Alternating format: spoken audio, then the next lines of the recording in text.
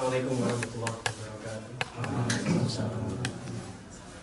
Alhamdulillahirabbil alamin. Innal hamdalillah nahmaduhu wa nasta'inuhu wa nastaghfiruh. Wa min shururi anfusina wa min sayyiati a'malina. May yahdihillahu fala mudilla lahu wa may yudlil fala hadiya lahu. Asyhadu an la ilaha illallah wa asyhadu anna Muhammadan abduhu wa rasuluh la nabiyya ba'dahu. Segala puji dan syukur marilah bersama-sama kita panjatkan kehadirat Allah, Tuhan yang merawat, memiliki, yang berhak atas hari pembalasan, sekaligus Tuhan dari segala makhluk yang diciptakannya, kemudian dari segala alam, dari segala generasi,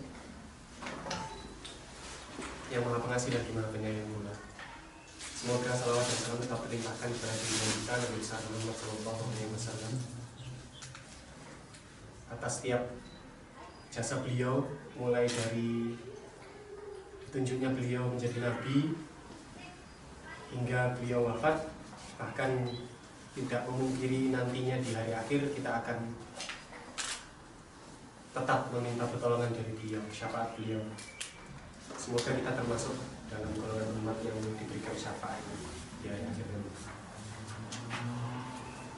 Terima kasih pada teman-teman semua yang telah bersusah payah di tengah-tengah puasa yang sebenarnya hari ini cukup panas kalau dibandingkan dengan beberapa hari sebelumnya yang mendung. Nah, ini tadi agak panas. Kalau panas itu godaannya ada dua setidaknya utama. Yang paling jelas ya dari suhu. Kalau minumnya kurang atau bangunnya mulutnya kering karena minumnya jam 1 gitu, terus bangun sudah masuk subuh, jadi tidak sempat minum lagi, terus misalnya harus masuk kampus, harus belajar ya, ujian dan sebagainya, juga semakin berpengaruh. Dan terutama bagi yang putra, kalau panas gitu berarti juga godaannya bertambah, terutama godaan penglihatan gitu. Jadi semakin panas juga penglihatan rasanya, dan dada juga semakin panas. Jadi semoga dengan bertambahnya cobaan bagi kita, itu berarti Allah memuliakan posisi kita, dan kita semoga bisa lulus ujian dari segala macam cobaan tadi yang dari lingkungan sekitar juga. Yang keempat,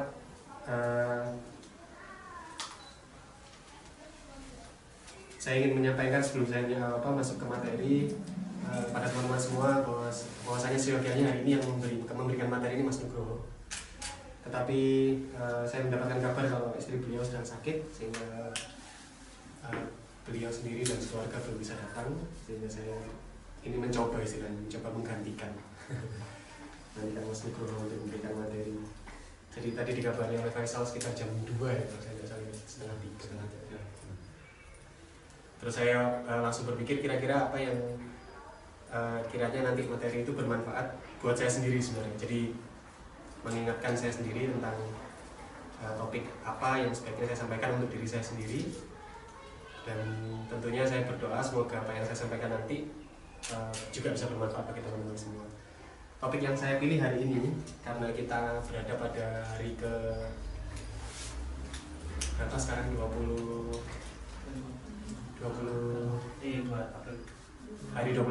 jadi malam nanti adalah malam ke-25.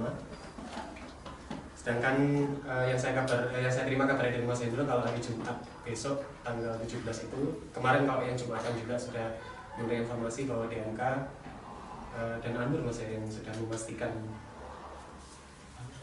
belum ya? Jadi DMK yang memastikan Idul Fitri itu jatuh pada hari Jumat tanggal 17. Berarti puasa 29 hari. Demikian juga kalau misalnya yang lain, Allah alam, ada yang menggunakan metode Ru'yatul Hilal, jadi menunggu bulan, dan itu tentu saja yang menunggu pada Jumat malam Kamis malam Jumat itu ya. Nah, yang saya bahas terkait dengan itu adalah kita sekarang berada di hari ke-24, dan setelah maghrib nanti kita akan masuki malam ke-25. Jadi praktis kita berada di malam 10 terakhir. saya ingin menyampaikan jadi topiknya itu adalah tentang keutamaan 10 malam terakhir di bulan Ramadan, yaitu hadis dari Aisyah radhiyallahu anha. Berkata Rasulullah SAW, jika telah memasuki hari 10, yakni hari 10 yang akhir dari bulan Ramadan, beliau mengikat erat sarungnya, menghidupkan malamnya, dan membangunkan keluarganya. Nah, terus kemudian juga berfirman Allah Ta'ala sebagaimana sudah dibacakan oleh Faisal dan Nahal tadi, yaitu surat Al-Qadr. Ini sebenarnya mirip dengan isi khutbah yang kemarin kita dengar. Jadi 10 hari terakhir itu juga ada salah satu malamnya, terutama malam ganjil, yaitu malam Lailatul Qadar. Jadi malam yang lebih baik dari 1000 bulan, seperti artinya tadi. Jadi Lailatul Qadar khairun min alfi syahr. Jadi malam Lailatul Qadar itu malam yang lebih baik daripada 1000 bulan. Nah, akan kita bahas satu persatu. Sebelumnya mungkin akan menarik sebenarnya kalau dari Al-Qadr tadi. Jadi kalau saya misalnya membaca Al-Qadr, kemudian perhatian saya akan langsung terpusat pada ayat yang ketiga tadi. Jadi Lailatul Qadri khairun min alfi syahr. Terus biasanya kalau manusia ditanya, jadi ayat yang kedua tadi, wa ma adraka ma Lailatul Qadr. Jadi tahukah kamu tentang malam Lailatul Qadr? Tentu orang begitu ditanya, kalau misalnya kita ditanya tentang sesuatu hal yang kita nggak tahu, pasti kita akan tertarik. Nah, ketertarikan kita akan lebih jauh lagi atau lebih besar lagi pada saat mengetahui ternyata yang mau diberitahukan ke kita itu adalah hal yang sangat baik untuk kita. Jadi malam kemuliaan itu lebih baik daripada 1000 bulan. Riwayatnya dalam beberapa riwayat disebutkan. Jadi pada masa yang lalu sebelum kenabian Nabi Muhammad, dalam sebuah masyarakat yang kita sering dengar yaitu Bani Israel, terdapat salah seorang pemuda di antara Bani Israel itu, yang mana pemuda ini selama 80 tahun secara terus menerus, kalau pagi itu berjihad di jalan Allah, kalau malam itu dia qiyam. Jadi selama 80 tahun tidak pernah absen sekalipun. Jadi siangnya dia jihad, malamnya dia qiyam. Jadi qiyam itu maksudnya sholat malam ya. Jadi sholat malam dari malam itu, jadi mulai dari setelah isya sampai subuh. Jadi pemuda ini tidak pernah absen. Ini pemuda ya, jadi bukan orang tua yang sudah mau meninggal. Biasanya kita kalau sudah usia akhir baru lebih sering ke masjid biasanya. Tapi ini pemuda. Nah, terus kemudian riwayat ini sampai ke salah seorang sahabat Nabi. Kemudian sahabat Nabi ini menceritakan kepada sahabat yang lain bahwa Nabi pernah menceritakan riwayat itu. Dalam riwayat yang lain disebutkan sama di Bani Israel juga, tapi jumlahnya tidak satu, tapi ada 4 orang. Tambahannya, jadi selain mereka kalau siang itu jihad, terus kemudian kalau malam itu qiyam, disebutkan juga dalam riwayat yang satunya tadi, mereka itu tidak pernah durhaka. Jadi kalau misalnya jihad, qiyam, terus diantaranya mungkin melakukan dosa gitu ya, namanya manusia, melakukan dosa dan sebagainya, itu bisa jadi gitu. Tapi ternyata dilengkapi dalam riwayat satunya bahwasanya pemuda-pemuda ini, 4 orang itu tidak pernah melakukan kedurhakaan sekalipun dalam 80 tahun. Jadi tidak tahu, mungkin usia umat sebelum Nabi itu lebih panjang ya, pasti. Tapi kalau misalnya kita bayangkan sekarang 80 tahun ini berarti span waktu hidup kita mulai dari kita lahir sampai kita meninggal. Padahal rata-rata hidup di Indonesia hanya sekitar 60 tahun gitu. Nah, ini tidak pernah absen sekalipun untuk sholat malam. Ini kalau misalnya sholat malam tidak pernah absen, berarti yang wajib, ini sholat malam kan sunnah, apalagi yang wajib gitu kan, logikanya seperti itu. Siangnya jihad lagi gitu. Nah, terus tidak pernah durhaka selama 80 tahun. Riwayat ini sampai kepada sahabat-sahabat melalui salah satu sahabat Nabi yang namanya Ibnu Hatim. Jadi Ibnu Hatim ini kemudian menceritakan kepada sahabat-sahabat yang lain. Nah, jelaslah kemudian sahabat-sahabat yang lain itu iri. Bagaimana bisa 80 tahun tanpa pernah absen jihad, qiyam, dan tidak pernah berbuat durhaka. Jadi mereka saking irinya, terus kemudian sampai kabar itu ke Nabi Muhammad setelah mendengar riwayat itu. Nabi Muhammad pun sebenarnya secara personal mengagumi gitu ya. Jadi dari 4 pemuda ini 80 tahun tidak pernah absen melakukan hal-hal yang baik tadi. Nah, kemudian Jibril turun menghadap Nabi Muhammad menyampaikan apa yang kita dengar tadi dalam surat Al-Qadir ayat 1 sampai 3, ayat 1 sampai 5. Jadi Jibril kemudian membacakan firman Allah tadi, Inna anzalnahu fi lailatul qadr wa ma adraka ma lailatul qadr lailatul qadri khairun min alfi syahr. 3 ayat pertama tadi. Nah, kemudian setelah disebutkan firman Allah tadi kepada Nabi, diperkuat oleh Jibril menyampaikan kepada Nabi bahwasanya ini, maksudnya ini itu adalah malam Lailatul Qadar tadi, itu lebih baik daripada apa yang engkau dan umatmu kagumi. Jadi Jibril itu seakan-akan tahu percakapan antara sahabat tadi yang mengagumi keempat orang dari Bani Israel tadi yang 80 tahun tidak pernah absen melakukan kebaikan dan tidak pernah durhaka. Jibril merujuk kepada contoh itu tadi bahwasanya ini yang diberikan kepada umat lebih baik daripada yang engkau kagumi. 80 tahun tidak pernah absen melakukan kedurhakaan, terus kemudian sholat malam plus siangnya jihad, itu ternyata ada satu malam dalam bulan Ramadan itu yang jauh lebih baik daripada 80 tahun tadi yang dilakukan oleh 4 orang dari Bani Israel tadi.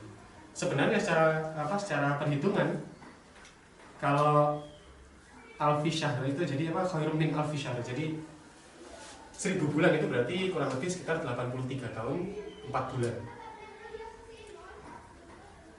Secara perhitungan saja sudah lebih baik. Yang tadi 80 tahun, ini 83 tahun.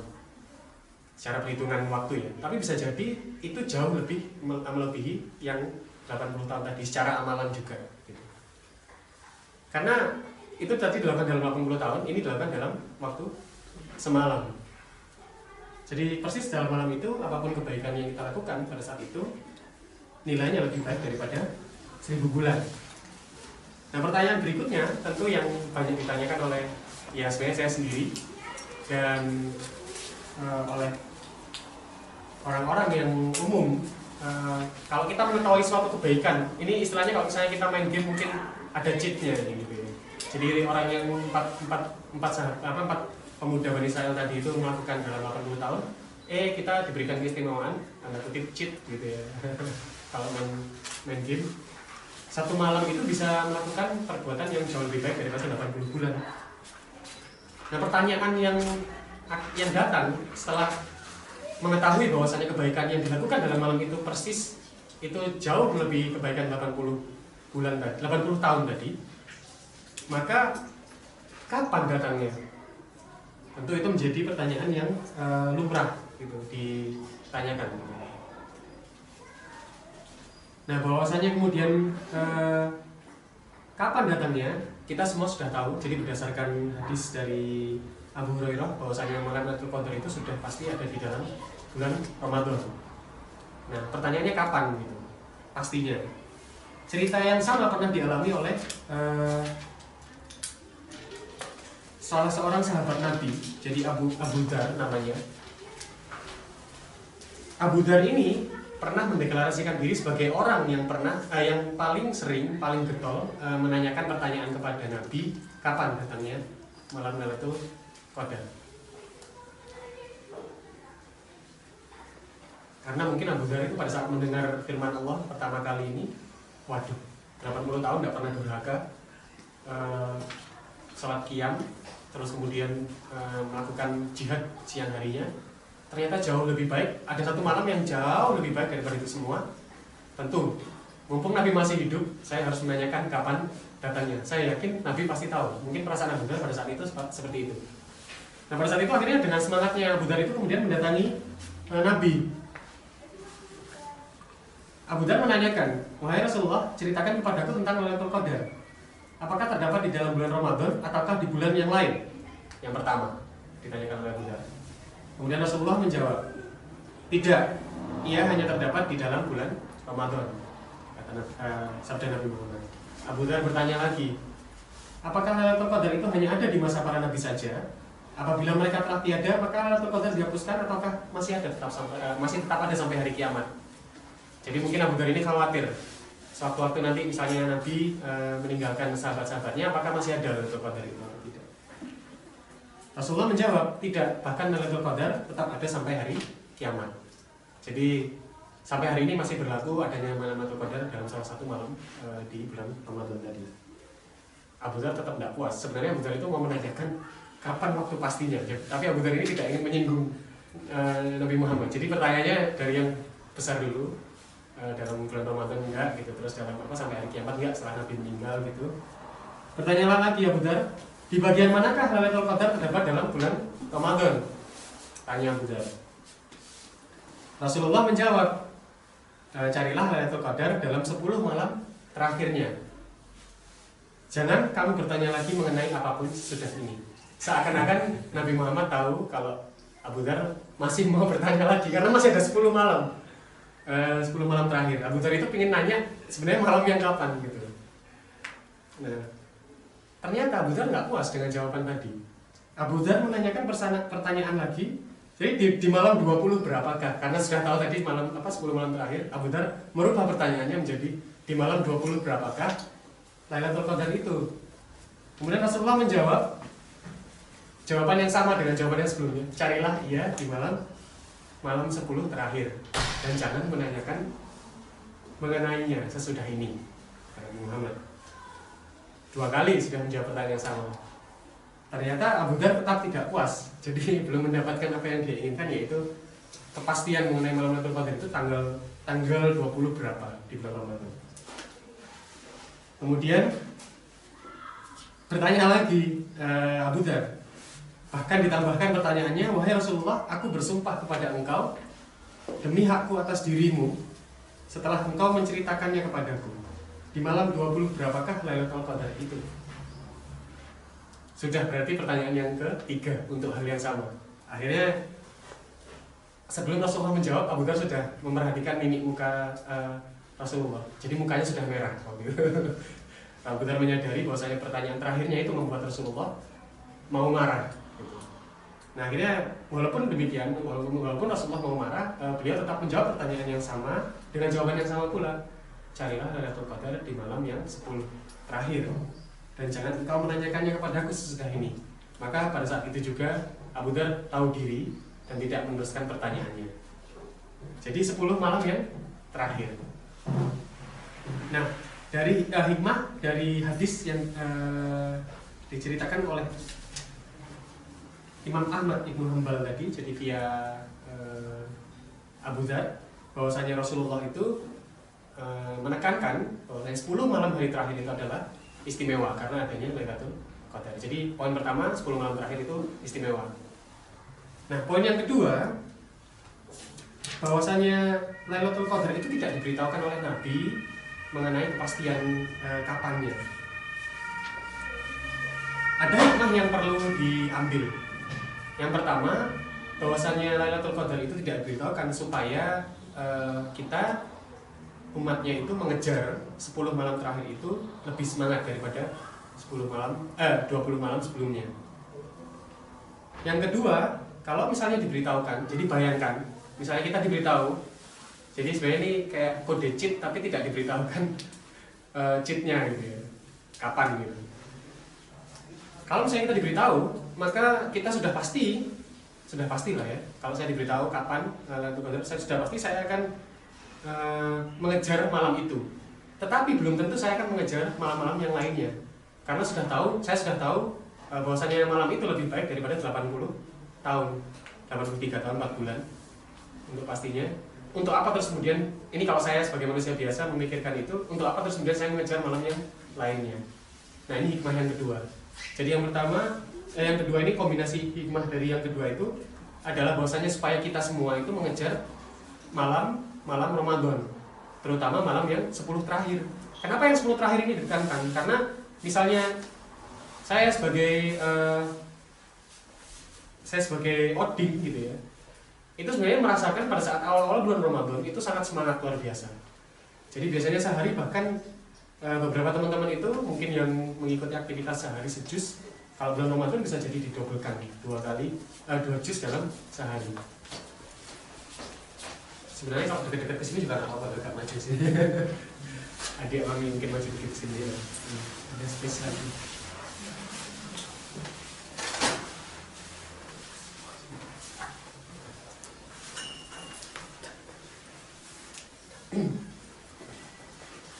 Sampai di mana tadi?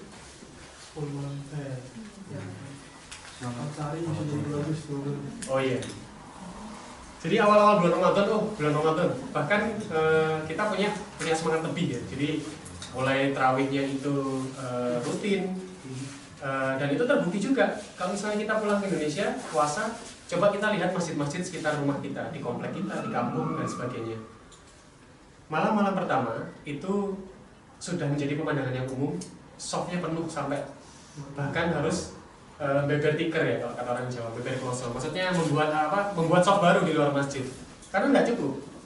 Tetapi yang kemudian terjadi bahwasanya memasuki malam-malam yang 11 dan seterusnya itu softnya mulai berkurang.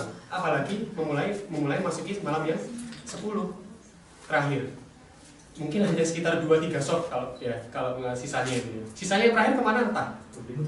Nah, pertanyaannya itu persis. Jadi hikmahnya itu ada di situ. 10 malam terakhir itu diberikan keistimewaan untuk adanya Lailatul Qadar itu supaya terus kemudian orang-orang justru lebih bersemangat untuk beribadah. Bukan terus kemudian ya memikirkan mudik satu hal ya, tetapi tidak melupakan bahwa saya 10 malam terakhir itu juga malam-malam yang istimewa. Jadi ini adalah secara langsung nggak langsung ini merupakan suatu seleksi. Jadi namanya seleksi itu yang lolos tahap pertama, tahap kedua itu tidak ada ceritanya, soalnya lebih gampang, pasti soalnya lebih susah. Lolos tahap kedua, tahap terakhir, seleksi yang lebih jauh, ya nggak mungkin, soalnya lebih mudah daripada tahap kedua dan pertama. Dan namanya seleksi pasti ada yang terdiskualifikasi, tereliminasi. Hingga yang mendapatkan Lailatul Qadar itu sudah pasti jauh lebih sedikit jumlahnya daripada yang tidak mendapatkan. Nah, dalam hadis yang lain, kalau tadi Nabi tidak menyebutkan, dalam hadis yang lain disebutkan bahwa malam-malam ke-25, 23, 25, 27, 29. Ini hadis sahih dalam Bulughul Maram disebutkan. Jadi kalau tadi umum carilah 10 malam terakhir, ternyata dalam hadis yang lain sahih juga Nabi menekankan malam-malam yang ganjil. Nah, kalau misalnya kita melihat ternyata di riwayat yang lain, hadis Hasan itu justru menekankan malam ke-27. Ada yang menekankan ke malam 27 dan 29. Tapi hadisnya tidak sampai sahih. Nah, yang sahih tadi adalah malam-malam yang sampai malam-malam yang ganjil. Jadi 23, 25, 27, 29 yang disebutkan dalam hadis tersebut. Nah, hanya sebagai informasi tadi sudah kita sadari bersama-sama malam nanti itu adalah malam yang ke-25. Jadi terus Senin, malam Selasa itu adalah yang ke-27 dan seterusnya.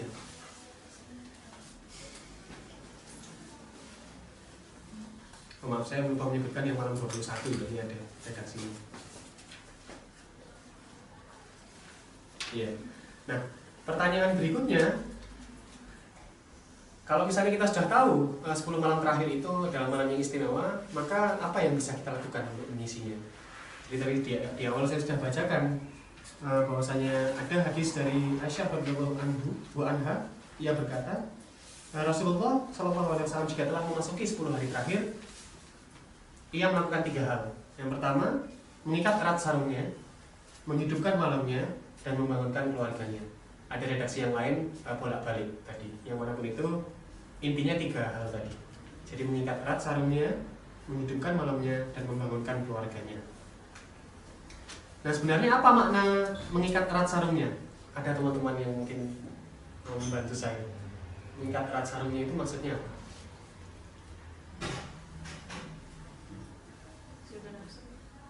Kenapa?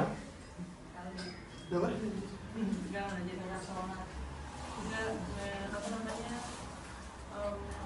Menjaga nafsu. Apa ya istilahnya? Iya, jadi Nabi Muhammad tidak, iya betul, terima kasih. Jadi intinya Nabi Muhammad itu tidak atau berusaha menjauhi hubungan suami istri pada saat 10 malam terakhir. Saking inginnya beliau untuk mengisi malamnya tadi, jadi mengisi malamnya dengan ibadah. Nah, makna yang kedua, jadi beliau mengikat erat sarungnya. Makna yang kedua itu adalah beliau melakukan iktikaf. Jadi iktikaf itu salah satunya tidak boleh bersetubuh dengan istri, gitu ya. Jadi makna yang kedua itu adalah iktikaf. Jadi mengikat erat sarungnya, maksudnya beliau pergi ke masjid iktikaf di sana. Nah, kemudian yang kedua yaitu menghidupkan malamnya. Cara Nabi menghidupkan malam antara lain, ada yang tahu salah satu contohnya kira-kira? Salat malam sudah pasti, tarawih ya, jelas. Jadi salat malam itu definisinya termasuk tarawih, witir, tahajud. Itu semuanya salat malam. Nah, kemudian yang kedua itu adalah berzikir sisanya. Dan yang ketiga, jadi maksudnya menghidupkan malam ini ada 3 hal. Jadi yang pertama tadi sudah saya sebutkan yaitu salat malam. Salat malam itu termasuk diantaranya tarawih, witir, tahajud. Kemudian yang ketiga itu adalah yang kedua adalah berzikir. Jadi mulai dari berzikir antara lain dalam hadis yang disebutkan oleh Nabi, riwayat Aisyah radhiyallahu anha, yaitu Aisyah bertanya kepada Rasulullah, apa yang sebaiknya saya lakukan apabila saya menjumpai malam Lailatul Qadar? Bukan berarti Aisyah tahu, tapi seandainya malam Lailatul Qadar, pada saat itu ada malam Lailatul Qadar, apa yang sebaiknya saya lakukan? Aisyah bertanya kepada Nabi. Nabi menjawab, bacalah. Ada yang tahu kira-kira baca apa? Kalau teman-teman di masjid di Indonesia, biasanya kalau misalnya tarawih berhenti, nah itu kita membaca apa biasanya? Jadi ada doa, Allahumma innaka afuwun tuhibbul afwa fa'fu anni. Jadi itu adalah doa dari hadis ini tadi, itu adalah doa yang disarankan Nabi untuk dibaca pada saat malam Lailatul Qadar. Nah, sehubungan malam Lailatul Qadar itu nggak tahu kapan datangnya, yang jelas di malam bulan Ramadan, salah satu malam bulan Ramadan, maka kita sering menjumpai contoh misalnya musola di kampung atau masjid di perumahan itu membaca doa itu di antara tarawih misalnya, atau di antara 4 rakaat tarawih misalnya, Allahumma innaka afuwwun tuhibbul afwa fa'fu anni. Jadi apa artinya kira-kira? Allahumma, ya Allah, Allahumma innaka, apa innaka? Sesungguhnya engkau afuwun. Teman-teman tahu kue apem ya? Jawa, orang Jawa ya, orang Jawa kue apem. Jadi kata ada riwayat dari orang-orang tua itu, apem itu dari bahasa Arab, afwan. Afun salah satu. Jadi itu artinya ada yang tahu?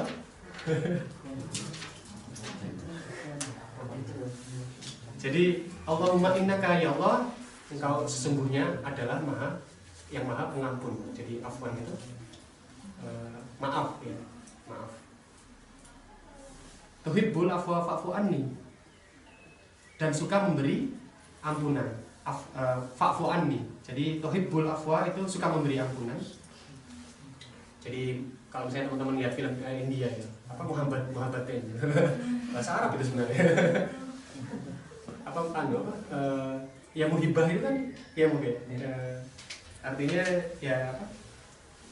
Tentang cinta gitu ya.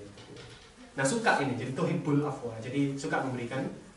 Afwa itu lagi dari kata afuwun tadi, jadi suka memberikan ampunan. Afwa, fa'fu anni, maka ampunilah aku. Atau fa'fu anna. Fa'fu anna ya, ampunilah aku. Fa'fu anni aku, fa'fu anna kami. Fa'fu anna kami. Maaf, balik. Fa'fu anni aku. Nah, ini adalah hadis dari Aisyah. Jadi salah satu caranya adalah tadi saya sebutkan apa saja tadi. Yang pertama yang dilakukan oleh Nabi, yang pertama mengencangkan sarungnya. Jadi ini sebenarnya tertuju untuk teman-teman semua. Jadi mengencangkan sarung bukan berarti terus kemudian yang laki-laki saja yang mengencangkan sarung, tapi maksudnya pengertian umumnya adalah saking inginnya mengisi beribadah pada Allah di 10 malam hari terakhir, maka menjauhi hubungan suami istri itu dicontohkan oleh Nabi pada 10 malam terakhir. Kemudian yang kedua itu adalah menghidupkan malamnya. Menghidupkan malam berarti ada 3 tadi. Yang pertama salat malam, tarawih, witir, tahajud. Kemudian zikir, antara lain yang disarankan Nabi itu adalah bacaan Allahumma innaka afuwwun tuhibbul afwa fa'fu anni. Dan yang ketiga itu adalah membaca Al-Quran. Jadi tilawah Al-Quran. Itu definisi menghidupkan malam. Nah kemudian tidak cukup kiranya kita mendapatkan Lailatul Qadar itu seorang diri menurut Nabi. Oleh karena itu Nabi membangunkan keluarganya. Karena saking merasa bahwasanya ini malam sangat spesial, 10 malam terakhir, dan salah satunya adalah Lailatul Qadar yang lebih baik daripada 83 tahun, maka akan sangat sayang kalau misalnya anggota keluarga saya tidak mendapatkannya. Jadi dibangunkanlah anggota keluarga Nabi yang lain. Karena Nabi memberi contoh, maka kita nanti seyogyanya pada saat memiliki kesempatan untuk membangunkan keluarga kita, adik, kakak, ibu, bapak, maka kita membangunkan mereka untuk melakukan 3 hal tadi. 2 hal yang lain ya, yaitu mengikat erat sarungnya, terutama menghidupkan malam dengan 3 hal: membaca Quran, salat malam, dan berzikir. Dalam satu riwayat disebutkan bahwasanya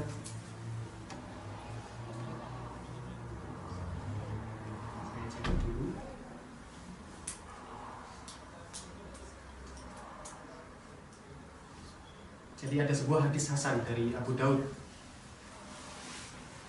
Rasulullah bersabda, semoga Allah merahmati seorang laki-laki yang di malam hari melakukan sholat malam, lalu ia membangunkan istrinya. Jika istrinya enggan, maka ia memerciki air pada wajahnya. Jadi bukan disiram doang, langsung ini. Jadi diciki air satu pelan-pelan gitu, sambil dibangunin pelan-pelan. Nah semoga Allah juga merahmati seorang wanita yang di malam hari melakukan sholat malam, lalu ia membangunkan suaminya. Jika suaminya enggan, maka istrinya pun memerciki air pada wajahnya. Ini bukan perkara terus kemudian mengganggu tidur seorang istri atau seorang suami ya, atau keluarga kita yang lain, kakak adik dan sebagainya. Tetapi bahwasanya rahmat Allah itu ternyata turun pada seseorang yang mengajak orang lain yang untuk melakukan kebaikan, khususnya adalah sholat malam. Lebih khusus lagi, sholat malam yang dilakukan pada 10 malam terakhir di bulan Ramadan.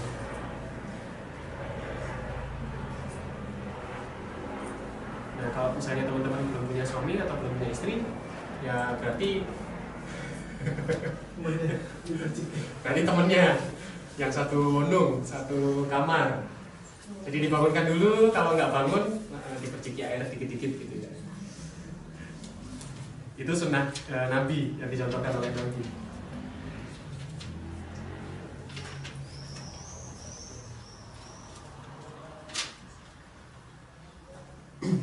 Saya kira itu saja yang bisa saya sampaikan.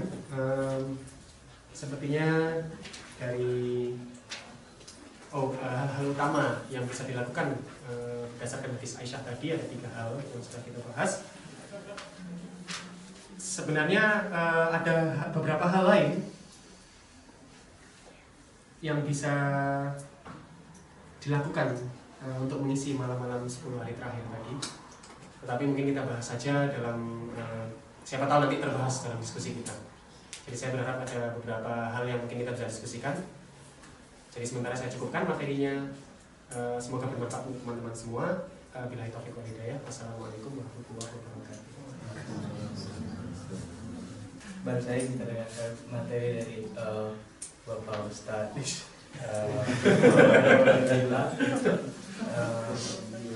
Ya kalau sekarang kita masuk sesi tanya jawab.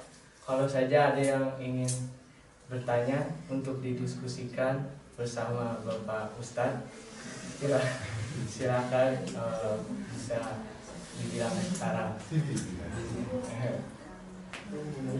Yang menanya dipersilakan. Kami kalau buat wanita itu assalamualaikum. Assalamualaikum. Mau nanya Ustaz.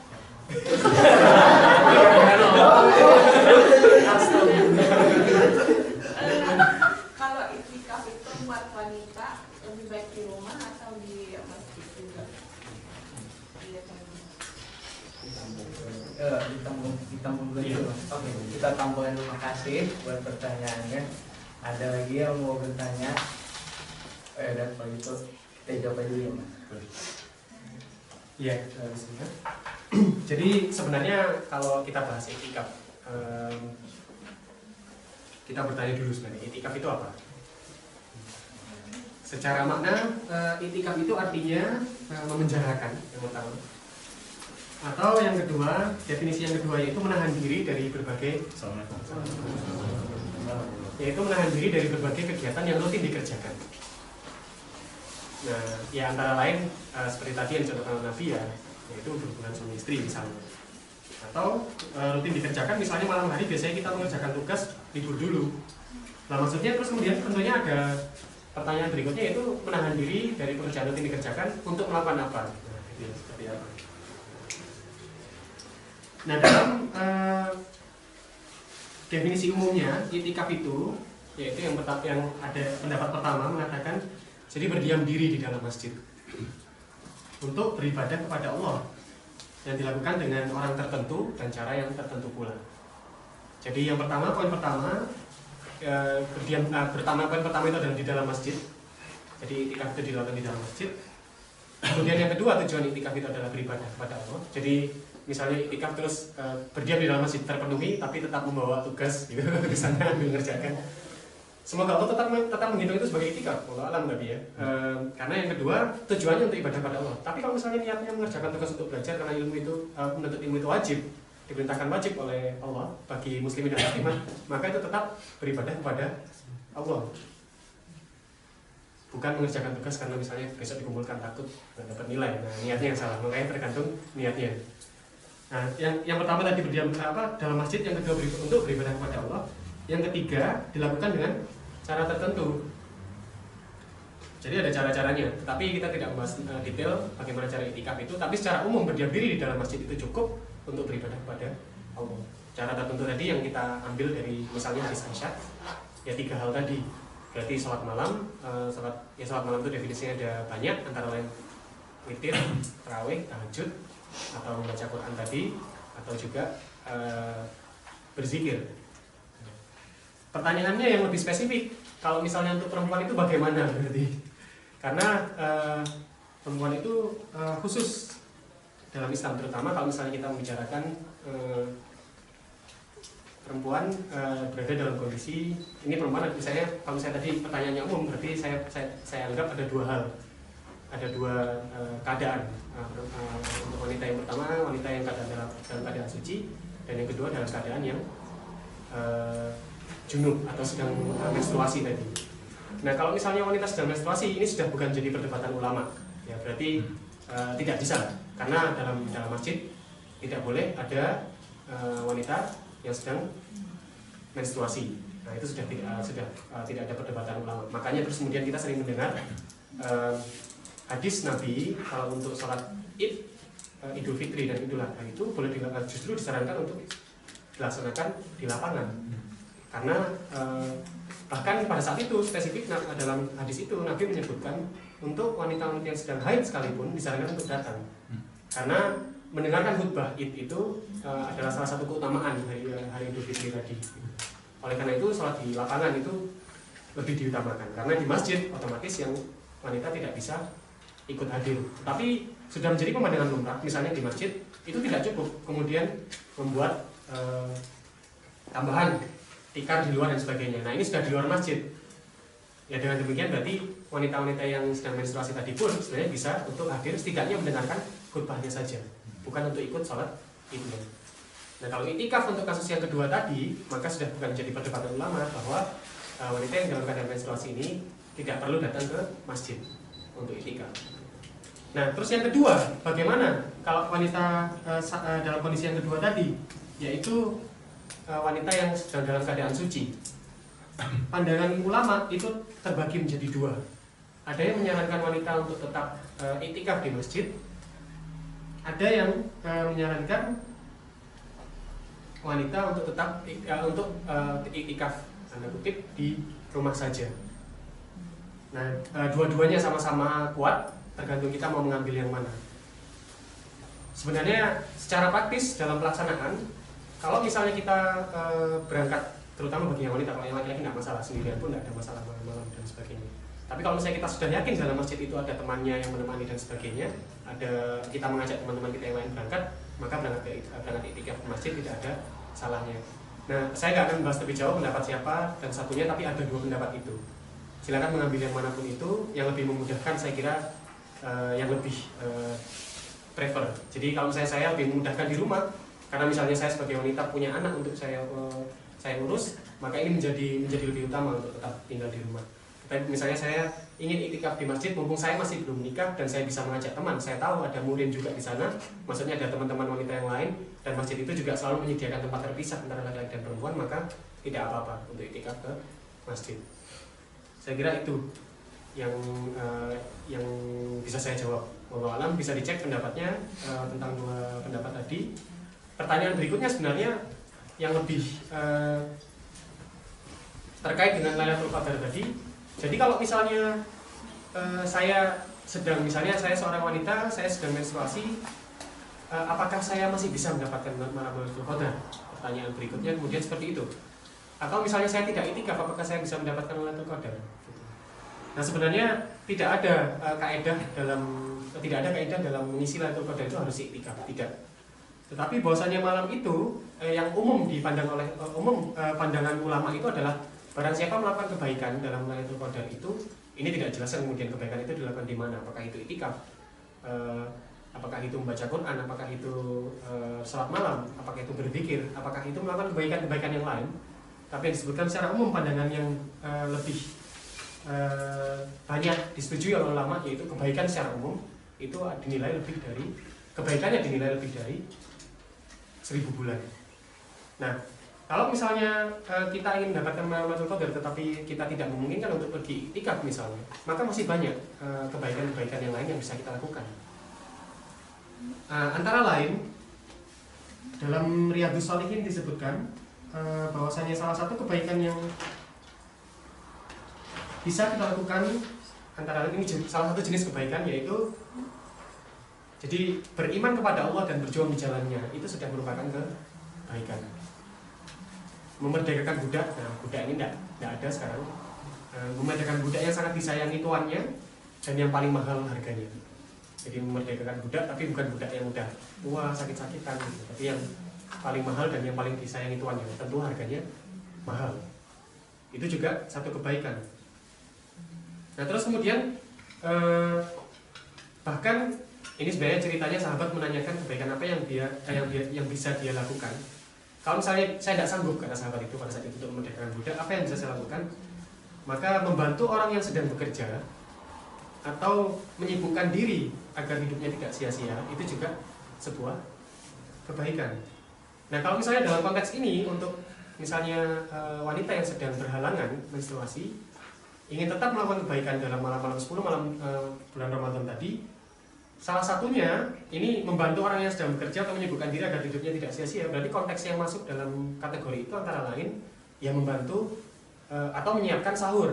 Misalnya kita hidup bersama teman-teman yang lain, teman-teman wanitanya hidup dengan teman-teman wanita yang lain dalam satu rumah, membantu menyiapkan sahur. Ini adalah sebuah kebaikan, terutama bagi istri. Misalnya istri menyiapkan sahur bagi suami walaupun istrinya sedang menstruasi. Nah, ini juga merupakan sebuah kebaikan. Ini jalan kebaikan juga. Nah, kemudian selain tentu sahur disiapkan, berarti buka juga gitu ya. Buka. Nah, tapi perlu diingat teman-teman, kita pernah membahas masalah ini di mungkin ya pernah membahas dalam kesempatan yang lain dengan waktu itu Safari Ustadz, dengan Ustadz Hartanto ya, kalau saya tidak salah ingat. Ada salah seorang ibu-ibu kita menanyakan, sebenarnya waktu itu saya lupa menanyakan untuk nafkah kalau tidak salah. Tetapi jawaban Ustadz Hartanto, saya lupa pertanyaannya seperti apa. Intinya yang ingin saya sampaikan adalah bahwasanya tugas di dalam rumah tangga antara suami dan istri itu sebenarnya yang berhak yang wajib untuk menyiapkan makanan sampai makanan itu jadi itu adalah suaminya.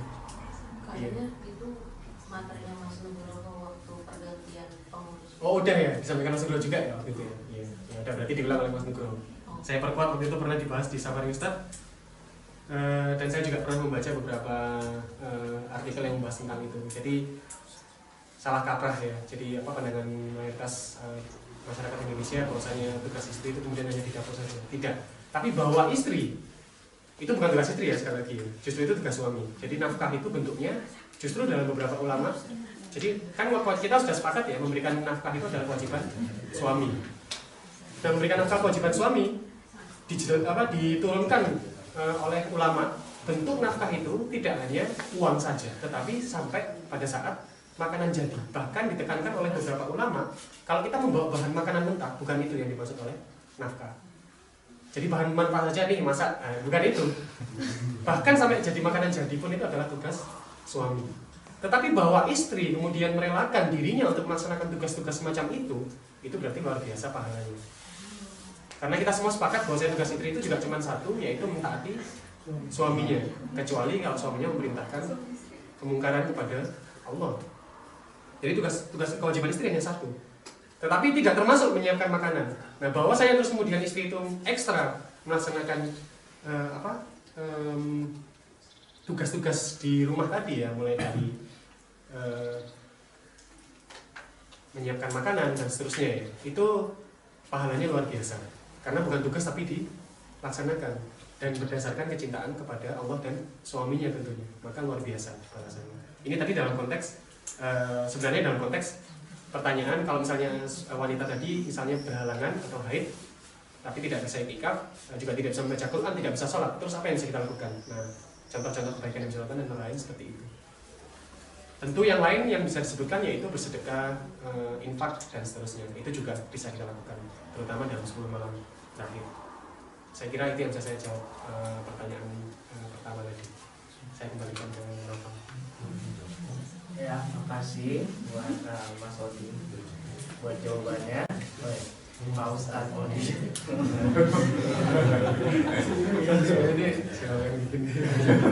Pertanyaan berikutnya, kalau ada yang mau nanya lagi, tanda-tandanya. Tanda-tanda malam Lailatul Qadar. Iya. Kalau misalnya Pak Ustadz. Jadi kalau misalnya ada orang iseng gitu, terus kan katanya kan kalau misalnya Qadar semuanya hening atau gimana gitu. Terus kalau misalnya ada orang bangun aja tuh nggak ngapa-ngapain, itu rasanya biasa aja. Terus orang-orang lain bilangnya Qadar yang benar yang mana, apakah ada atau bisa jadi Lailatul Qadarnya ada di beberapa malam dalam satu Ramadan. Jadi iya, pertanyaannya sebenarnya tanda-tandanya Lailatul Qadar itu apa gitu. Saya tadi sempat baca itu ada beberapa riwayat yang menyebutkan antara lain. Jadi yang pertama, jadi malam itu ini ada beberapa riwayat, 3 atau 4 gitu. Tapi semuanya tidak ada yang mencapai derajat sahih. Jadi kalau saya betul ingat ya, mungkin tadi dari sumber yang lain saya lupa, atau dari saya coba habiskan waktu dulu sebentar. Siapa tahu halamannya benar tadi ada di sana. Oh iya, ya betul. Jadi riwayat ini tidak ada satupun yang sahih. Jadi teman-teman kalau misalnya hadis itu yang paling tinggi levelnya, ada yang tahu apa? Hadis. Jadi yang paling dulu pernah kita bahas sebenarnya. Jadi kalau misalnya kita dengar hadis ini tidak sampai sahih, jadi hanya hasan gitu. Nah itu maksudnya apa? Jadi mungkin sedikit ya. Jadi kalau misalnya teman-teman pernah mendengar hadis sahih itu, atau ya, ini level hadis sampai dhaif ya misalnya. Jadi ada 5 level di atasnya. Jadi yang pertama itu mutawatir. Jadi hadis mutawatir ini adalah hadis yang memenuhi 4 buah syaratnya. Jadi yang pertama diriwayatkan oleh orang banyak. Jadi jalur riwayatannya itu tidak hanya 1, tapi ada 4, 5, bahkan lebih banyak, lebih bagus. Kalau 1 yang meriwayatkan berarti sudah turun levelnya, tidak termasuk mutawatir. Syarat kedua itu menurut kebiasaan.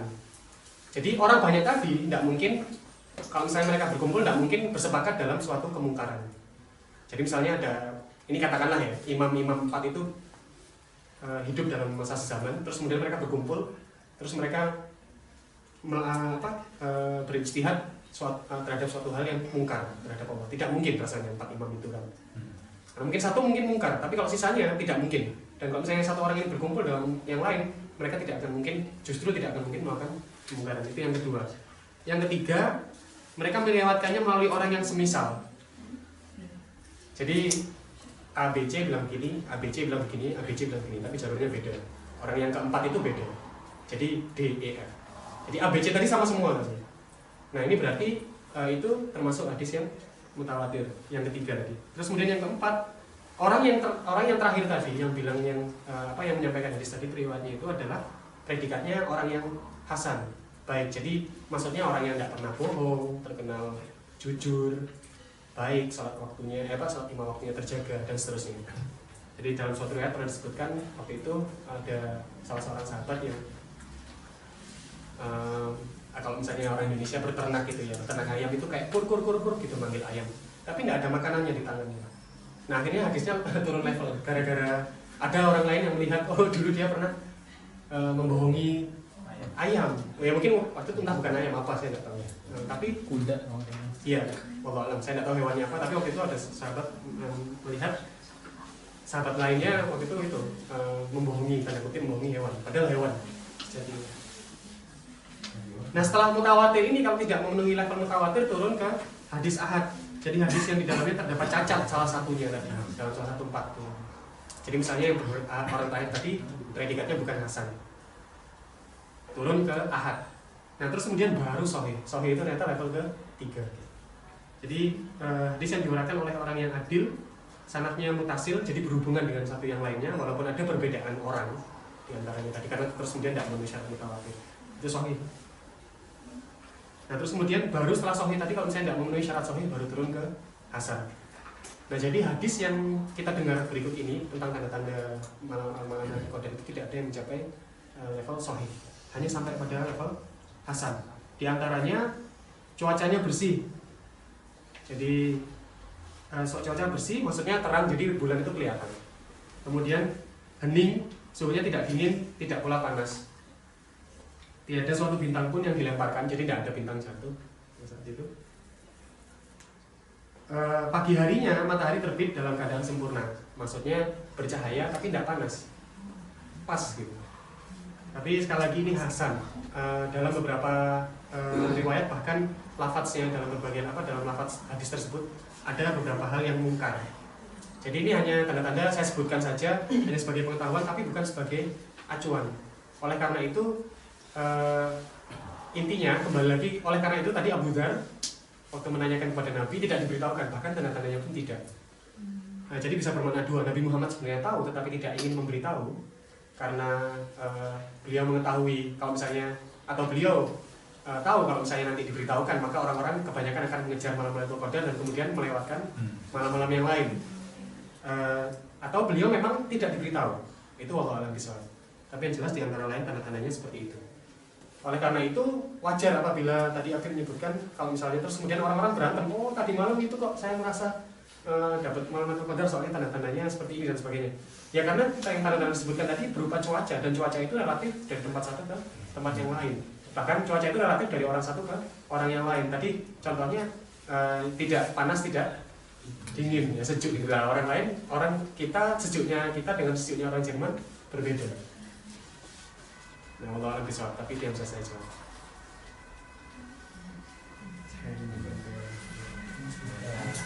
Terima kasih lagi buat Pak Ustadz. Berikutnya yang punya pertanyaan silahkan ditanyakan. Mumpung ada Pak Ustadz.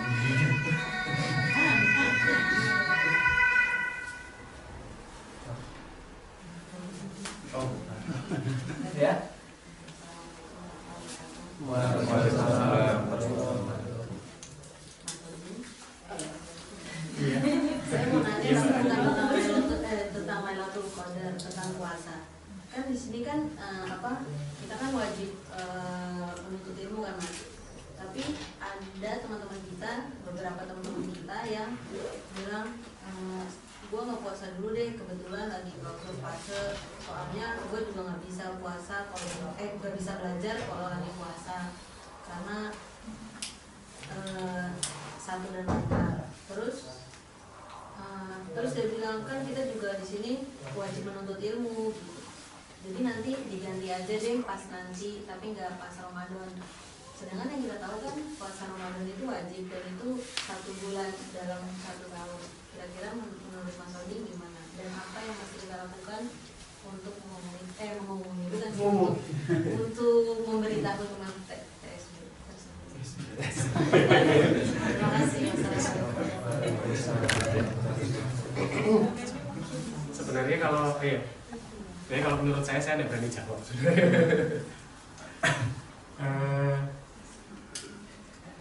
Ya kondisi yang susah, terutama kalau misalnya bagi teman-teman yang puasa di Jerman, puasanya sudah panjang, terus pas summer gitu, pas ujian lagi waktunya. Kalau misalnya kita buka surat Al-Baqarah, itu Al-Baqarah ya kemarin yang kita baca waktu ngaji, iya, ayatnya apa saya lupa, tapi tentang puasa. Jadi coba saya buka dulu. 183. Ya, dari nama 83.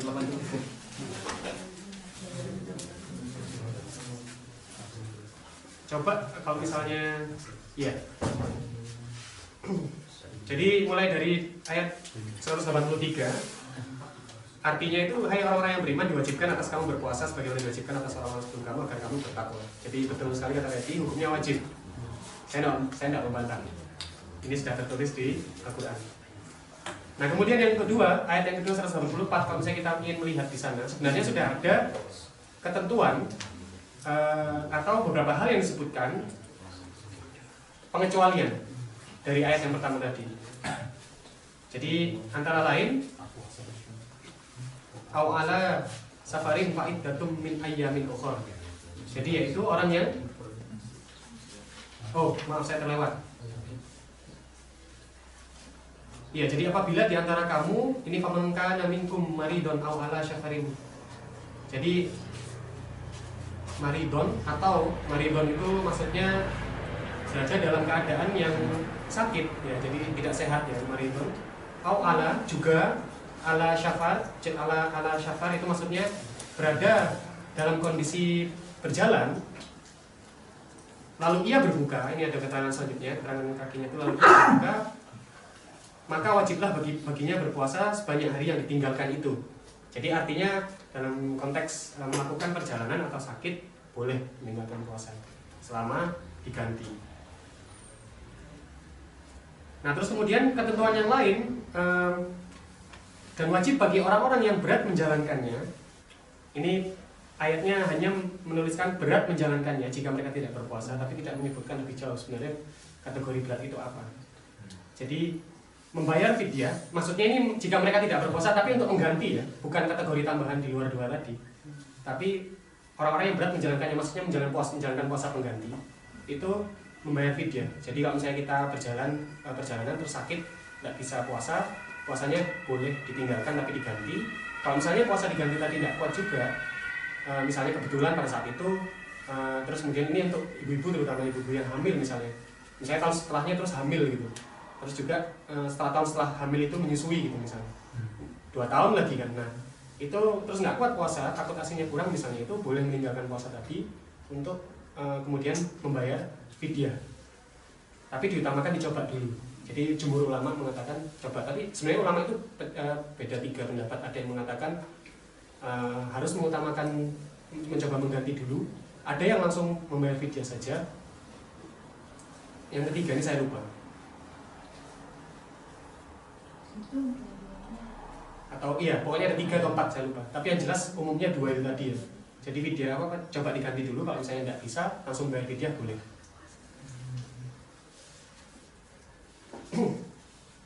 Tidak disebutkan sebenarnya sebab yang lain, yaitu misalnya ujian. Wallahu alam, tapi yang saya pernah ikuti kajian dari Mas Nugroho sendiri pada saat itu menyampaikan, ada beberapa pendapat ulama yang mengatakan dalam kondisi susah itu, misalnya terus kemudian diterjemahkan kondisi di Jerman misalnya, yang panjang, atau misalnya kita ambil lebih ekstrim di utara Rusia dan sebagainya, maka diperbolehkan tidak berpuasa sebulan. Ini ada pendapat ulama mengatakan boleh meninggalkan puasa Ramadan tadi sebulan, tapi kemudian diganti di luar bulan Ramadan tadi, misalnya terus kemudian dia cari yang lebih mudah, misalnya pada saat musim semi atau bahkan mungkin pas winter gantinya. Itu ada yang mengatakan pendapat ulama boleh. Ada juga pendapat ulama mengatakan puasa itu mengikuti di tempat yang ekstrim tadi, panjang harinya itu boleh mengikuti negara Islam terdekat dari negara itu gitu. Jadi misalnya yang paling dekat ya misalnya Turki gitu. Turki puasanya sekian jam, ikut Turki sama aja. Enggak, misalnya kayak Rusia 21 jam masih mending Turki. Atau misalnya ya negara-negara muslim paling dekat mungkin di benua Afrika yang paling dekat, yang ke belahan bumi utara ya Mesir gitu, Maroko katakan. Ada pendapat ulama yang mengatakan seperti itu. Wallahu alam, ada beberapa pendapat ulama. Jadi kalau saya ambil ini kiasnya, bahkan ada yang mengatakan 1 bulan tadi boleh ditinggalkan, apalagi karena sebab misalnya ujian. Ini kalau saya mengambil pendapat yang tadi. Tetapi bagi saya pribadi, saya lebih prefer saya mencoba puasa dulu. Ini saya pribadi. Silakan ikuti pendapat yang mana, karena tadi ada semua. Ada yang boleh mengatakan boleh meninggalkan 1 bulan tadi, terlalu susah dicoba untuk diganti untuk bulan yang lain. Nah ini kan kita, kalau misalnya teman kita tadi sebenarnya lebih mending mencoba puasa tapi hanya bolong waktu hari ujian tadi misalnya, atau itu pola alam. Silakan di teman-teman, saya tidak berani untuk kemudian mengikuti yang mana, menyarankan teman-teman untuk mengikuti yang mana, tapi bagi saya pribadi, saya tidak menyarankan, tapi bagi saya pribadi saya mencoba untuk tetap berpuasa. Saya tidak menyarankan untuk mengikuti apa yang saya yakini, tapi teman-teman silakan coba nanti buka beberapa sumber lagi untuk melihat apakah benar ada pendapat ulama seperti itu dan sebagainya. Saya bisa saja salah ingat, tapi itu yang bisa saya jawab untuk Reki tadi. Wallahu a'lam bishawab. Dan saya bukan Pak Ustaz. Tolong jangan diteruskan. Oh masih ada lagi. Jadi mau nanya yang tadi tentang mengganti fidyah itu Mas. Kalau misalnya kan kita kan perempuan kan menstruasi itu, misalnya kita 8 hari, terus kita harusnya ganti dalam 1 tahun kan. Sedangkan kalau misalnya kita kan nggak tahu kayak dalam 1 tahun ini kita bisa mengganti apa enggak. Lebih baik dalam 1 tahun langsung diganti fidyah, atau kita bisa men-summon kayak langsung fidyah ya? Iya. Untuk tahun depan, atau itu ada batasnya kira-kira misalnya mungkin 3 tahun. Kalau misalnya dalam 3 tahun nggak bisa ganti-ganti, mendingan fidyah. Sebenarnya kategori mengganti tadi itu tidak ada perbedaan dalam pendapat ulama, bahwasanya kesempatan untuk mengganti itu hanya ada sampai pada Ramadan setelahnya. Setelah tahun, jadi Ramadan tahun setelahnya itu. Jadi misalnya kita bolong tahun ini tiga kali, kita cuma punya kesempatan untuk mengganti 3 hari ini yang kosong, yang bolong sampai datang Ramadan selanjutnya. Itu pendapat yang masyhur di kalangan ulama. Jadi tidak terus kemudian kita kolek 2-3 tahun gitu ya, enggak. Nah terus kemudian bahwasanya apakah kita mengganti pertama itu untuk mencoba puasa dulu, apakah terus langsung membayar fidyah gitu. Nah dua pendapat itu ada. Jadi ada yang menyarankan pertama seperti disebutkan dalam ayat Al-Quran tadi Al-Baqarah 184. Itu yang disebutkan pertama itu adalah kewajiban untuk mencoba mengganti dulu. Baru terus kemudian disebutkan apabila tidak sanggup yang wajib membayar fidyah. Dalam setahun. Ya, dalam setahun tadi. Jadi coba puasa dulu, tidak bisa, tidak kuat, kemudian baru membayar fidyah. Tapi ada pendapat ulama yang lain yang mengatakan, saya kira yang kalau saya tidak salah yang kuat itu adalah yang pertama tadi. Tapi ada pendapat ulama juga yang menyatakan kalau misalnya tidak mampu untuk mengganti, maka boleh langsung fidyah. Terutama yang sudah jelas terlihat kondisinya. Saya kira yang kedua tadi boleh diaplikasikan misalnya pada ibu-ibu hamil dan ibu-ibu menyusui tadi. Karena kan jangka waktunya hamil saja 9 bulan. Terus kemudian menyusui setelahnya setahun 2 tahun. Ya itu udah 2 tahun 9 bulan. Sudah lewat berapa Ramadan gitu. Dan makanya terus kemudian ulama ada yang mengatakan boleh membayar fidyah. Ya. Saya kira pendapat yang lebih kuat, tapi boleh dicek silakan di artikel-artikel yang lain. Tapi pendapat yang lebih kuat, saya kira lebih kuat yang pertama tadi untuk mencoba mengganti dulu baru membayar fidyah. Wallahu a'lam. Ya, terima kasih lagi buat jawabannya. Ada lagi yang mau bertanya? Kalau enggak saya ada pertanyaan. Pertanyaan terakhir. Assalamualaikum warahmatullahi wabarakatuh. Kapan sih kita harus, maksudnya pada umur berapa kita harus ganti puasa? Misalnya saya kan puasa dari kecil nih. Nah, mungkin saya lupa kan, mungkin ada bolong-bolong gitu kan. Nah, pada umur berapa saya harus ganti? Maksudnya harus ganti lah. Misalnya pada umur 7 tahun kah saya mulai ngitung bolongnya, atau pada kapan? Saya kasih. Waalaikumsalam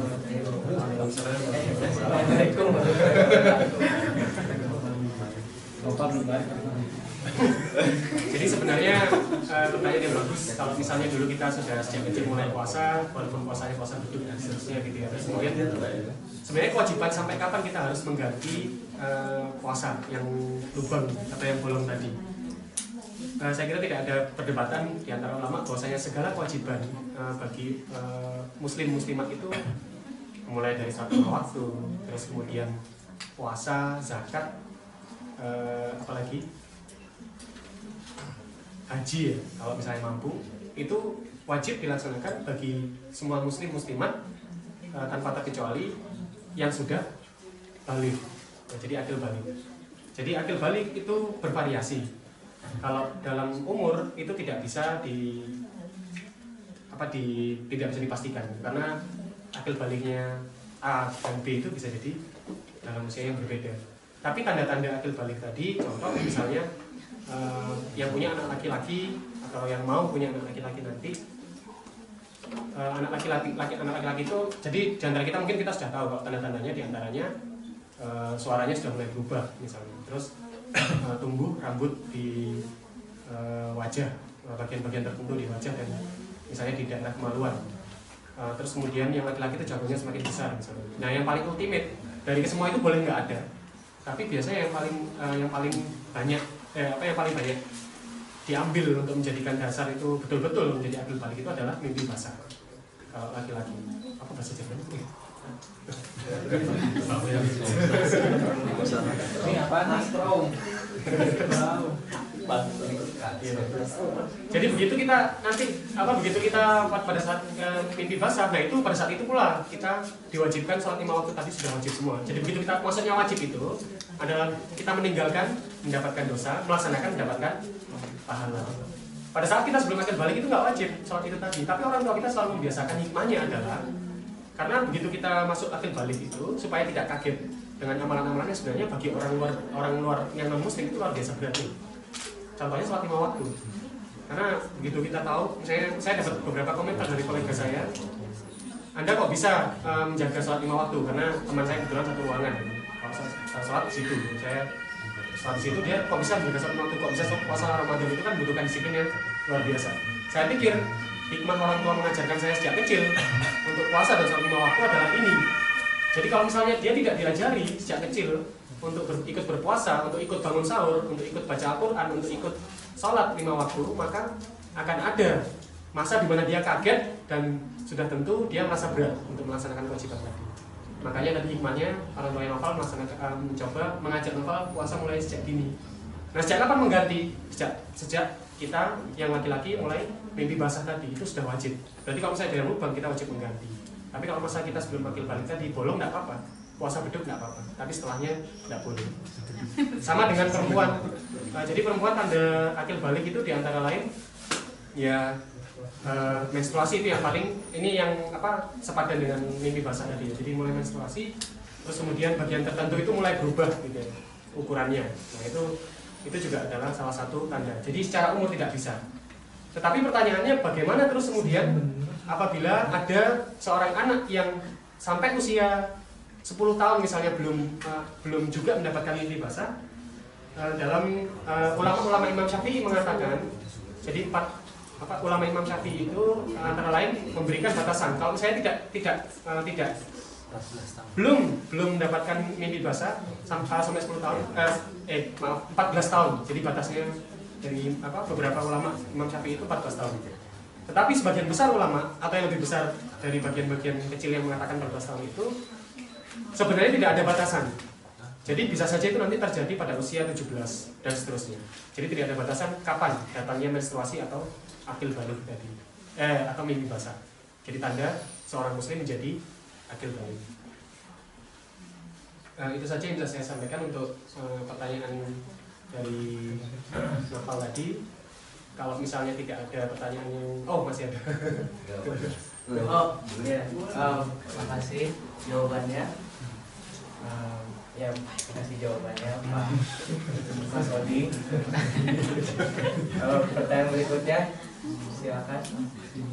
Saya mau nanya, kalau kita setelah balik itu terus karena suatu hal ada bolong itu ya puasa dalam sebulan.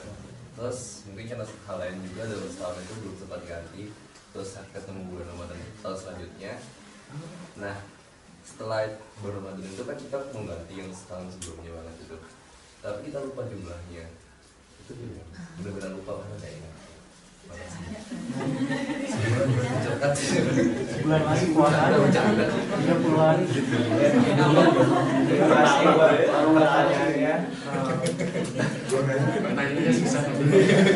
Bisa dijawab.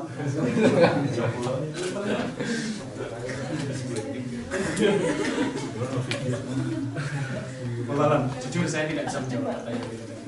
Jadi kalau kondisi lupa, khususnya lupa, sebenarnya hukum dasar orang lupa itu tidak dikenai hukum mati. Kalau dalam Islam, jadi ada orang lupa. Ini lupa, dalam artian lupa itu bisa banyak hal. Yang pertama, orangnya bisa tidur ya. Jadi saya tidur terus dia kebablasan sholatnya. Misalnya tidur sebelum duhur jam 9, bangun-bangun. Ini di Indonesia ya, bukan di Jerman. Misalnya bangun-bangun, kalau di Jerman terlalu lama contohnya. Bangun-bangun jam 4 setelah asar. Itu kan sholat duhurnya terlewat. Nah itu tidak, kalau misalnya dia tidak diniati, dia tidak, saya tidur biar duhurnya terlewat, nah itu baru dapat dosa dia. Karena dia tahu kalau dia tertidur waktu jamnya duhur terlewat, itu tidak dikenai hukuman dengan syarat dia langsung mengganti sholat duhur yang terlewat tadi. Nah, apalagi yang dekat-dekat ya, kalau maksudnya pas winter duhur asar ya, pendek-pendek kan. Itu hukum dasar orang lupa. Bentuk lupa yang lain antara lain adalah gila misalnya. Jadi orang hilang ingatan. Misalnya dia kecelakaan. Terus mukanya kepala itu terbentur mobil misalnya. Nah, terus dia hilang ingatan. Selama dia hilang ingatan, itu tidak dikenai hukuman. Kalau dia melupakan sholat-sholatnya tadi. Nah, perkara terus kemudian dia mengganti sholat yang terlewat itu wajib tetap setelah dia kembali ingatan tadi. Makanya terus kemudian sebaiknya kita setelah hilang ingatan tadi, misalnya setelah hilang ingatan, kecuali gila yang menaun ya, mungkin pendapat ulama berbeda, tapi hilang ingatan 3-5 hari yang tertinggal tadi, misalnya ada beberapa ulama masih mewajibkan untuk mengganti. Nah, tapi kalau khusus untuk bulan Ramadan tadi saya belum pernah membaca bagaimana terus kemudian kalau kita betul lupa jumlahnya, karena konteks lupa tadi masih ingat yang ditinggal, ya kan? Karena kita lewat waktu duhur, bangunnya asar, hanya duhur yang terlewat. Tapi ini lupanya double. Jadi sudah lupa kita tidak melaksanakan puasa, plus kita tidak tahu jumlahnya berapa. Jadi saya tidak berani menjawab bagaimana kemudian kasus untuk ini. Seberapa banyak sebaiknya kita mengganti. Mohon maaf saya tidak sanggup.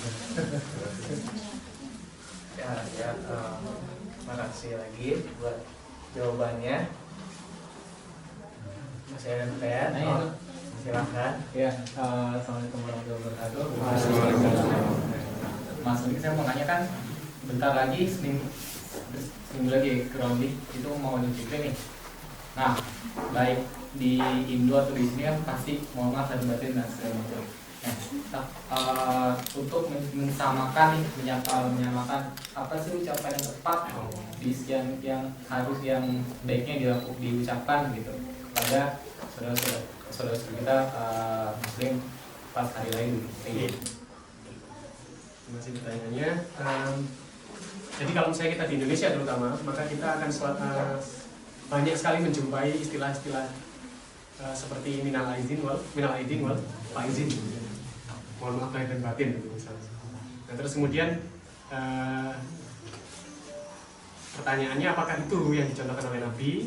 Maka kalau mengambil contoh dari Nabi, dalam suatu hadis disebutkan yang diucapkan sahabat-sahabat, yang dianjurkan Nabi untuk diucapkan sahabat-sahabatnya saat hari Id. Jadi dua Id ya. Jadi konteksnya waktu itu Id. Yang disebutkan itu Idain. Jadi Idain itu maksudnya 2 hari raya, Idul Fitri dan Idul Adha. Yang disebutkan itu adalah taqabbalallahu minna wa minkum. Itu adalah sunnah Nabi. Jadi taqabbalallahu minna wa minkum itu adalah yang dicontohkan oleh Nabi. Artinya, jadi taqabbalallah, semoga Allah menerima taqabbalallahu minna apa-apa dari saya wa minkum dan apa-apa dari kamu. Maksudnya itu merujuk apa-apa tadi, merujuk pada amal-amal ibadah yang kita lakukan selama bulan Ramadan tadi. Jadi taqabbalallahu minna wa minkum. Termasuk di Idul Adha juga itu sunnahnya menyebutkan frase yang sama, taqabbalallahu minna wa minkum. Maksudnya Idul Adha berarti bagi kita yang melakukan kurban. Jadi misalnya kambing, sapi dan sebagainya tadi. Nah, semoga Allah menerima yang itu tadi, maksudnya seperti itu. Nah, jawabnya pada saat kita menemui seseorang yang mengucapkan itu pada kita, taqabbalallahu minna wa minkum, maka jawabannya minimal sama, taqabbalallahu minna wa minkum juga, atau taqabbal ya karim. Makanya terus kemudian setelah sholat Jumat atau setelah sholat diakarkan, misalnya kita ketemu dengan orang-orang kawan-kawan kita yang dari Timur Tengah, mereka sering sekali mengucapkan itu, taqabbalallahu minna wa minkum.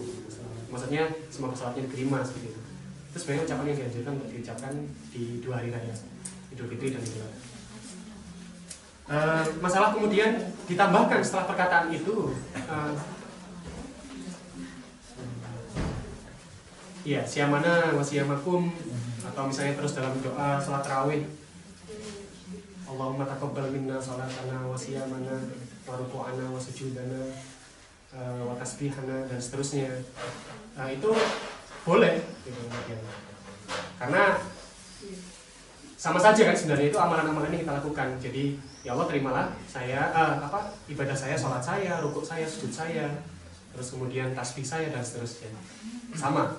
Atau misalnya ditambahkan taqabbalallahu minna wa minkum, terus kemudian mohon maaf lahir dan batin tidak ada salahnya juga. Udah izin wal izin misalnya dan seterusnya.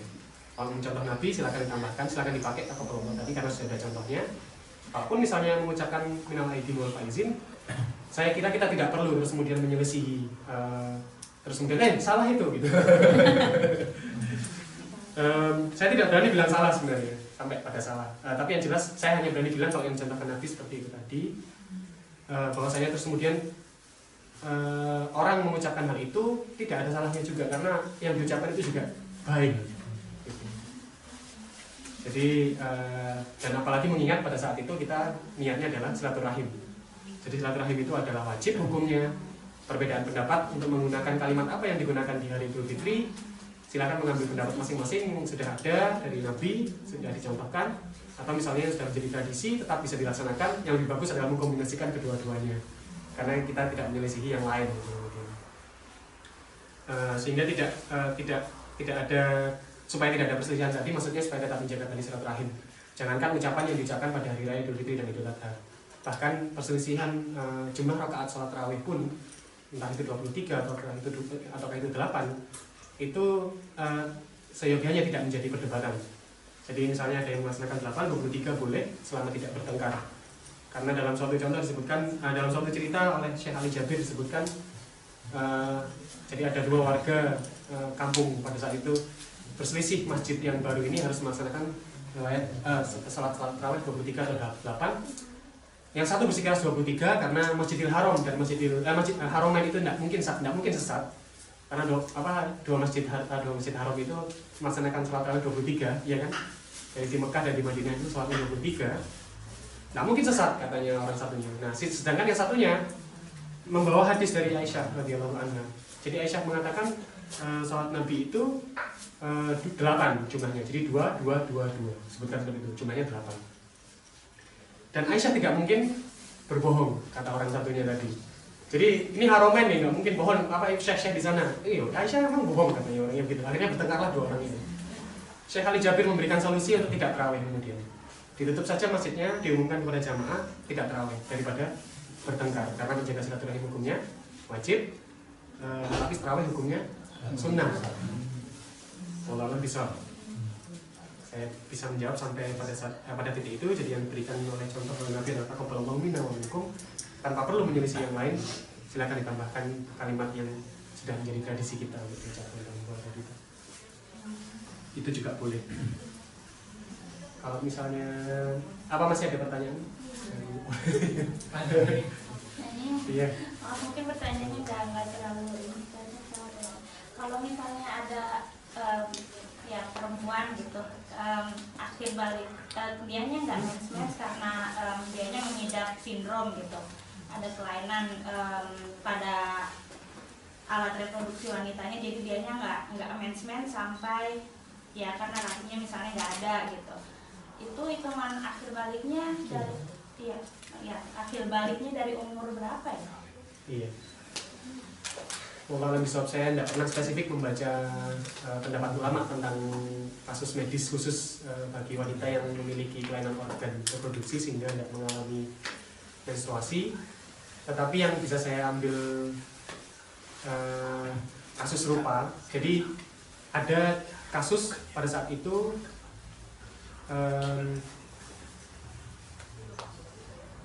kondisi di mana seorang wanita itu constantly, jadi secara konstan mengeluarkan darah.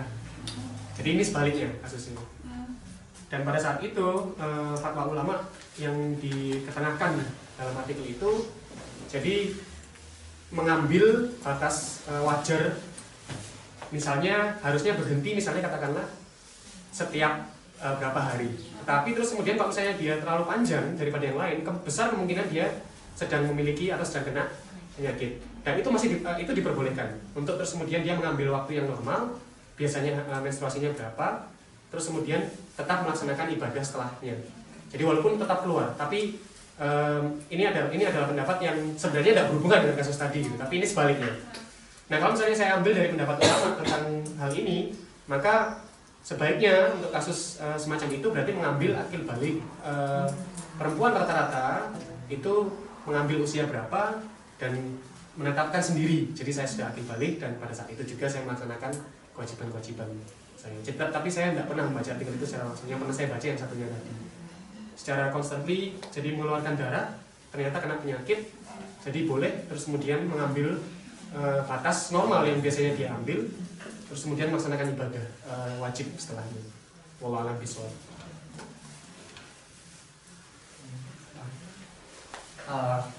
Ya, makasih buat jawabannya. Seiring waktu yang sudah mendekati waktu buka, kita tutup saja.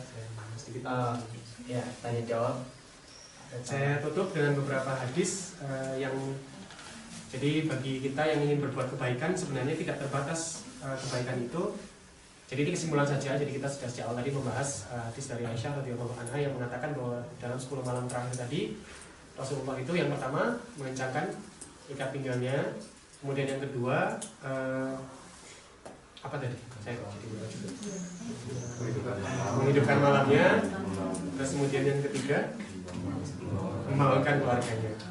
Jadi dua kebaikan yang pertama tadi bagi suami, bagi istri, saking inginnya Rasulullah itu beribadah, terus kemudian sampai menjauhi menahan dulu hasrat untuk berhubungan suami istri. Kemudian yang kedua menghidupkan malam dengan 3 hal, yaitu zikir, sholat malam berupa sholat tarawih, witir, tahajud, itu adalah definisi sholat qiyamul lail.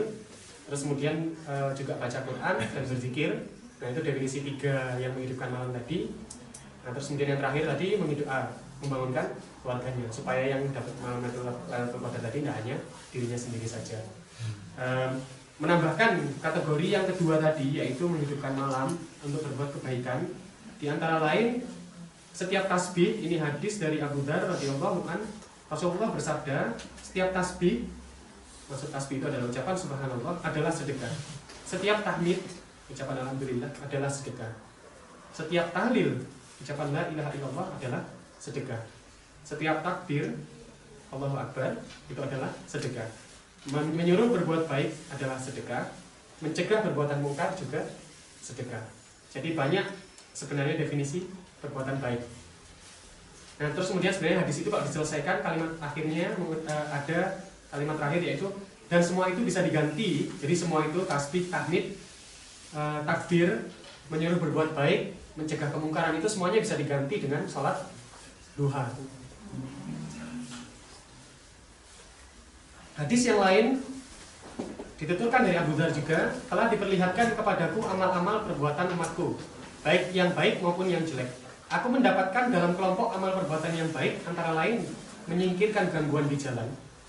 Jadi misalnya ada paku atau ada batu, atau misalnya ada dahan pendek, kalau orang lewat bisa kejedot gitu, nah itu dipotong misalnya. Dan aku mendapatkan dalam kelompok amal perbuatan yang jelek, di antara lain adalah ingus atau dahak yang dibiarkan terbuka atau tidak dibuang di masjid. Jadi misalnya masjidnya kotor, terus tidak ada yang bersihkan. Nah itu sebenarnya juga amalan yang jelek kalau membiarkan saja. Nah, maksudnya ini dua contoh yang sebenarnya terkesan sepele. Jadi menyingkirkan menyingkirkan batu atau paku di jalan itu juga termasuk sebuah hal yang baik. Nah, bayangkan kalau misalnya itu kita lakukan terus kemudian mendapatkan ganjaran kebaikan yang sama persis atau lebih baik daripada 83 bulan misalnya. Nah kemudian hadis yang lain disebutkan bahwasanya barang siapa pergi ke masjid, ini Abu Hurairah, barang siapa pergi ke masjid baik pagi maupun petang, maka Allah menyediakan hidangan surga baginya sepanjang pagi maupun petang. Jadi ini baru pergi ke masjidnya saja sudah dihitung sebagai kebaikan. Ada suatu riwayat yang menyebutkan pada suatu hari seluruh Bani Salimah ini, ada namanya pada zaman Nabi itu Bani Salimah, mengutarakan niatnya kepada Nabi untuk sebenarnya nggak mengutarakan niat. Jadi Bani Salimah ini ingin pindah dekat masjid, saking cintanya ke masjid. Kabar itu didengar oleh Nabi sebelum mereka pindah. Dengan serta-merta Nabi menyarankan, kalau nggak boleh dibilang melarang, Bani Salimah untuk pindah. Karena setiap langkah Bani Salimah ini, waktu itu Nabi bersabda kurang lebih, Bani Salimah jangan pindah, karena setiap langkahmu ke masjid itu dihitung sebagai kebaikan. Baru melangkah ke masjid saja, terus perkara ke masjid nanti terus kemudian tidur ya Allah alam. Tapi tentu biasanya orang pergi ke masjid itu ibadah. Ibadah ya. Nah, kemudian yang terakhir dari Abu Hurairah radhiyallahu anhu,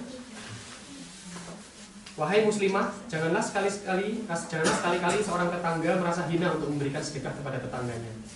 Maksudnya sedekah ini kemudian dijelaskan dalam kalimat selanjutnya, walau hanya berupa kaki kambing. Jadi membagi makanan kepada tetangga itu juga merupakan satu cabang kebaikan.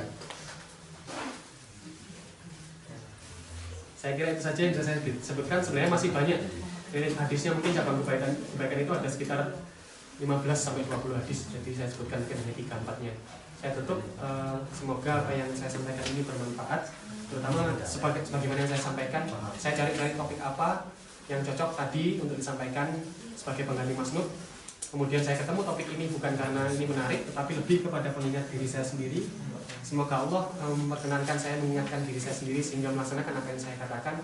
Semoga Allah juga memperkenankan apa yang saya sampaikan ini bermanfaat untuk teman-teman semua, menjadi pengampun dosa dari diri kita, baik yang telah lalu maupun yang akan datang. Semoga Allah juga mengampuni dosa-dosa orang tua kita, dosa-dosa kakek nenek kita dan semua sesepuh kita. Kemudian dengan usaha kita datang ke sini, semoga Allah juga menerima ibadah kita hari ini, baik panitia yang sudah melaksanakan persiapannya, membeli bahan-bahannya dan seterusnya. Kemudian baik teman-teman yang sudah datang meluangkan waktunya ke sini, semoga Allah menghitung setiap langkah. Semoga DMK juga tetap terhitung sebagai masjid. Terus kemudian semoga puasa kita hari ini diterima hingga nanti hari terakhir, dan semoga kita sebagaimana topik yang kita bahas tadi terakhir, utamanya yaitu semoga kita semua mendapatkan malam Lailatul Qadar. Demikian kiranya yang bisa saya sampaikan dari sekian banyak ilmu-ilmu yang atau pengetahuan yang telah saya sampaikan terlebih dahulu.